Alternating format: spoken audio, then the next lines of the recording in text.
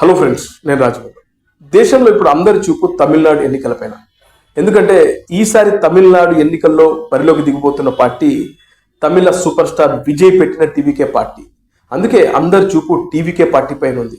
అయితే ఇవాళ TVK party తమ అభ్యర్థుల మొదటి జాబితాను రిలీజ్ చేశారు. అందులో విజయ్ 2 చోట్ల పోటీ చేస్తున్నాడు. ఒకటి పెరంబూర్ నియోజకవర్గం నుంచి అయితే రెండవది తిరుచి ఈస్ట్ నుంచి విజయ్ పోటీ చేస్తున్నాడు. చాలా మంది పార్టీ అధినేత లాగానే విజయ్ కూడా 2 చోట్ల పోటీ చేస్తున్నాడు. ఒకవేళ ఒక చోట ఓడిపోయినా మరో చోట గెలవాలనే ఉద్దేశంతోనే 2 చోట్ల పోటీ చేస్తారు. అందుకే విజయ్ 2 నియోజకవర్గాలను ఎన్నుకున్నారు. ఒకటి పెరంబూర్, 2 తిరుచి ఈస్ట్.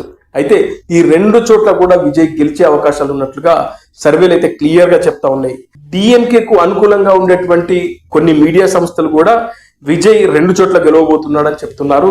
అలాగే విజయ్ పార్టీ కనీసం 15 నుంచి 18 స్థానాలు గెలిచే అవకాశాలు ఉన్నట్లుగా డిఎంకేకి అనుకూలంగా ఉన్నటువంటి మీడియా ఛానల్స్ చెప్తా ఉన్నాయి. అదేవిధంగా టీవీకే పార్టీ పర్సనల్ గా చేసుకున్నటువంటి సర్వేలు మాత్రం దాదాపు 90 స్థానాలకు పైగా గెలుచుకునే అవకాశం ఉన్నట్లుగా వాళ్ళ ఇంటర్నల్ సర్వే చెప్తా ఉన్నారు.